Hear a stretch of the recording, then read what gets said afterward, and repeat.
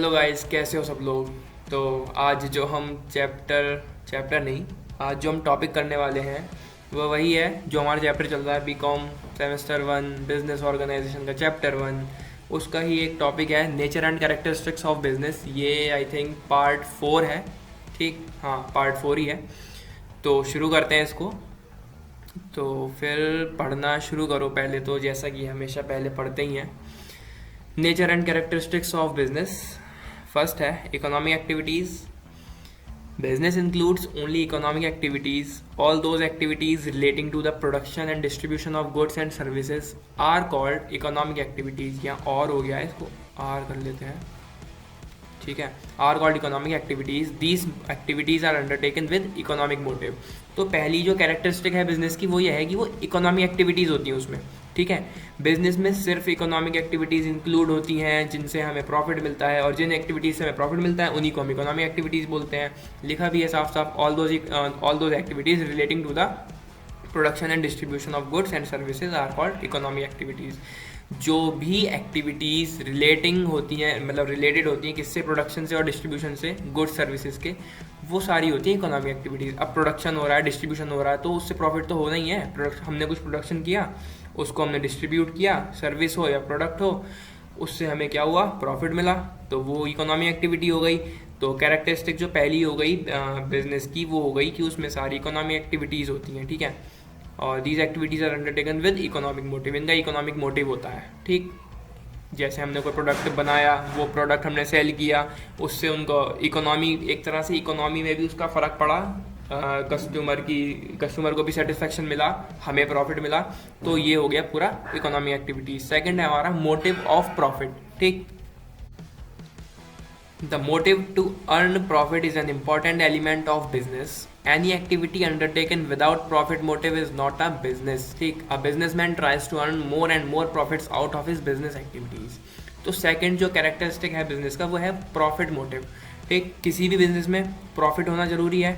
हर business चलता ही, हर business का motive ही profit करना होता है, ठीक है। और हमने पिछले पार्ट में क्या पढ़ा था, उसमें यह था कि सिर्फ प्रॉफिट ही ऑब्जेक्टिव नहीं है किसी बिजनेस का, ठीक है। तो वो देखना, अगर ना देखी हो तो इसमें देखो, समझो। The motive to earn profit is an important element of business. Profit earn करना एक इम्पॉर्टेंट एलिमेंट है बिजनेस का। Any activity undertaken without profit motive is not business.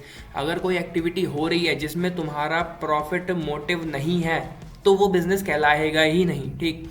A businessman tries to earn more and more profits out of his business activities. एक businessman जो होता है वो कोशिश करता है ज़्यादा से ज़्यादा प्रॉफिट अर्न कर सके, वो जो भी वो एक्टिविटी कर रहा है, ठीक है। तो ये था हमारा second point, motive of profit. आते हैं थर्ड पॉइंट पे, exchange of goods and services, ठीक। रीड करते हैं इसको। A business must involve exchange of goods and services. The exchange of goods and services is undertaken with profit motive. Production और purchasing of goods and services for personal consumption do not constitute business. क्या समझे, business must involve exchange of goods and services. Business में क्या involve होता है, हम exchange करते हैं गुड्स सर्विसेज, प्रोडक्ट। मैंने, मतलब मेरा कोई बिजनेस है, मैंने product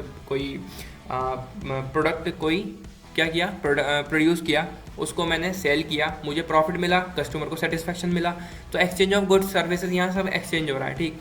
the exchange of goods and services is undertaken with profit motive. जो भी एक्सचेंज हो रहा है उसके पीछे मोटिव क्या है, प्रॉफिट, ठीक। मैंने सेल किया, मुझे प्रॉफिट मिला, सारे पॉइंट्स यहाँ इंटरलिंक्ड हैं, ठीक। सारी बातें घूम फिर के वहीं आ रही हैं, बस हेडिंग चेंज हो रही है हमारी, इकोनॉमिक एक्टिविटी, प्रॉफिट मोटिव। और यार बहुत ज़्यादा, मतलब बुक में बहुत सारे पॉइंट्स लिखे हुए हैं और बहुत ज़्यादा डिटेल में ये पॉइंट्स जो हैं एक्सप्लेन है उसमें, लेकिन हमें बेसिक चीज़ें पढ़नी है यार, इतना सारा कहाँ जाना है मैं पढ़ के, ठीक है। हमें अंडरस्टैंडिंग होनी चाहिए बस इस चीज़ की। तो आगे देखते हैं इसमें।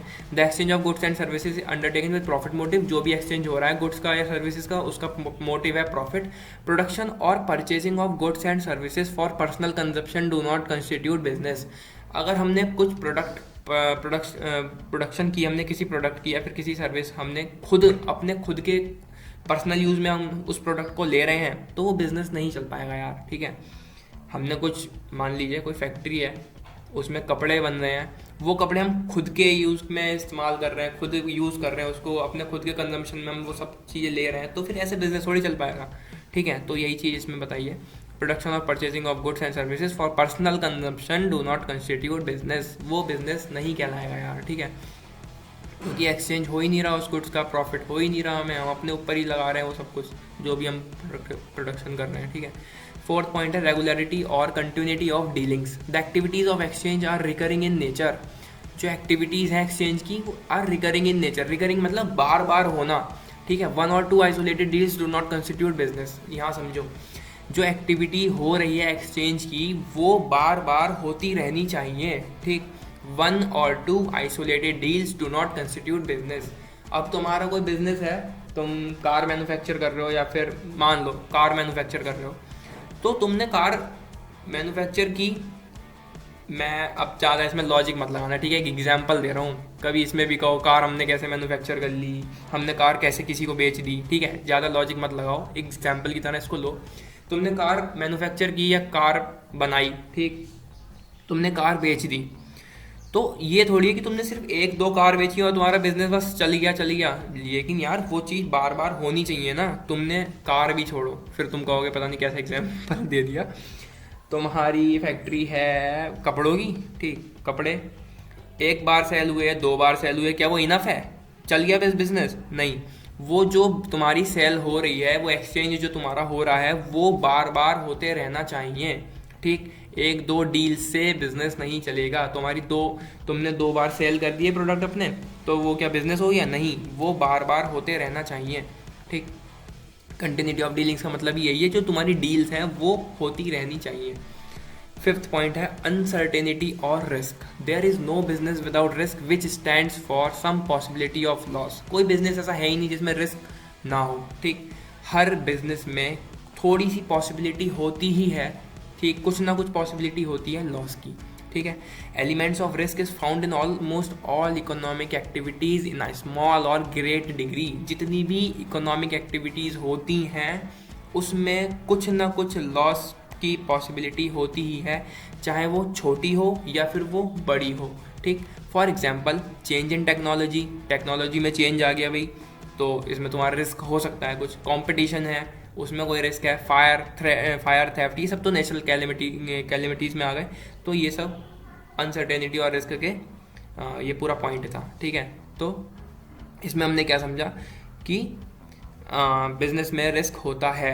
कैरेक्टरिस्टिक्स पढ़ रहे हैं तो बेसिकली ये इसके हो गए 5 पॉइंट्स। यार बहुत है ये 5 पॉइंट्स, ठीक है। अगर इनके नोट्स बनाओगे और इतना भी लिखोगे तो काफ़ी है।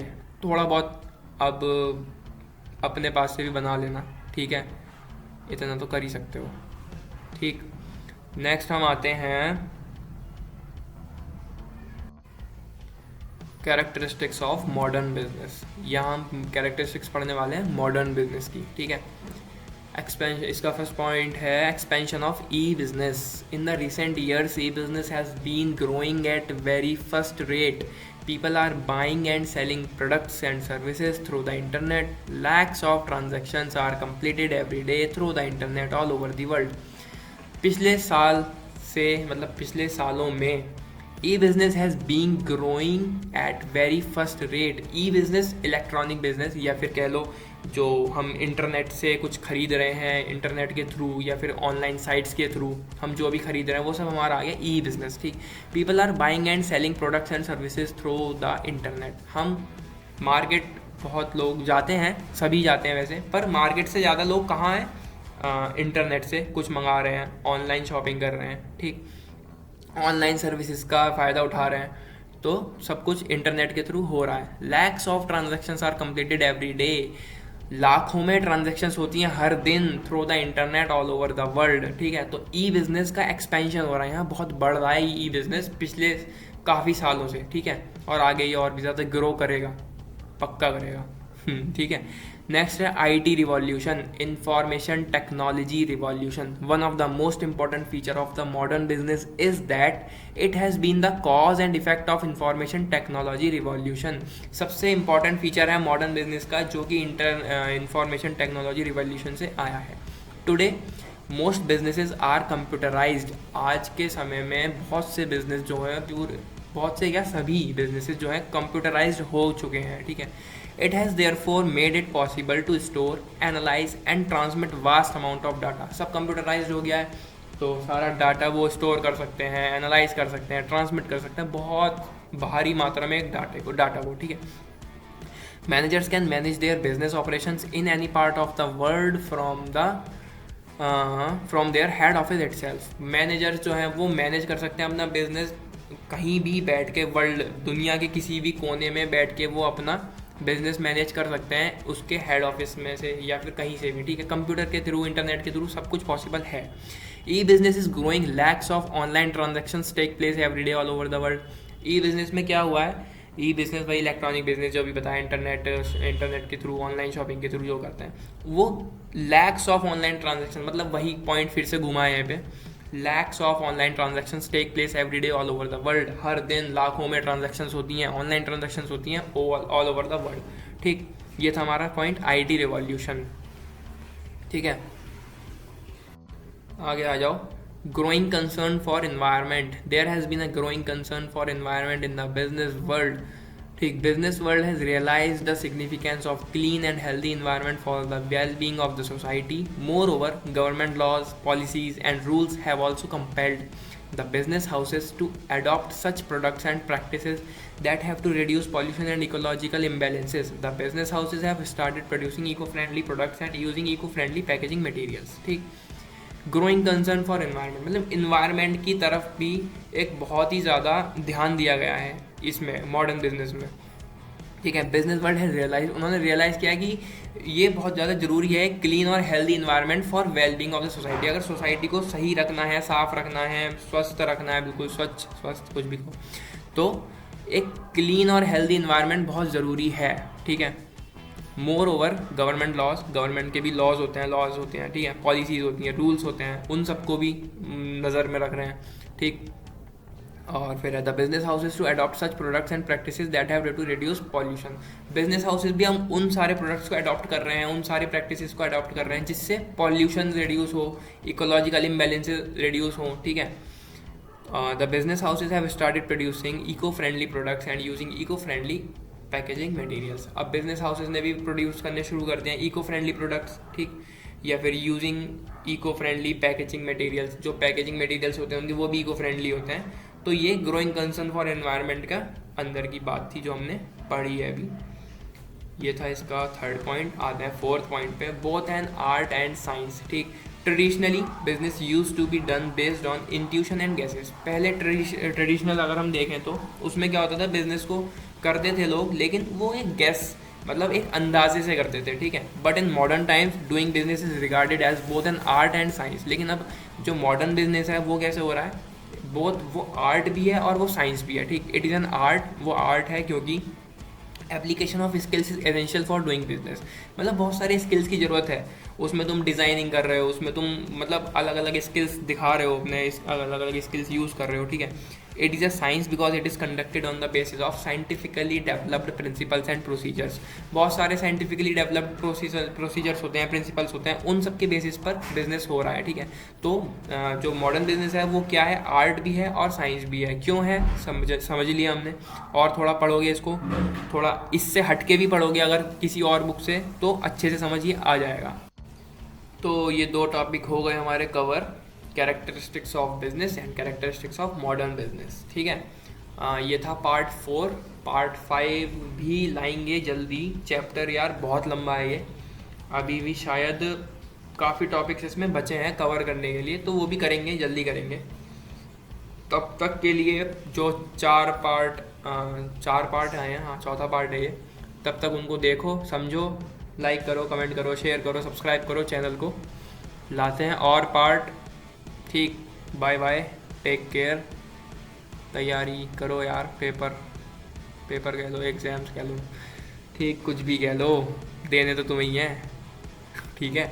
एग्ज़ाम्स आ रहे हैं, तो ठीक, यही था। Bye bye.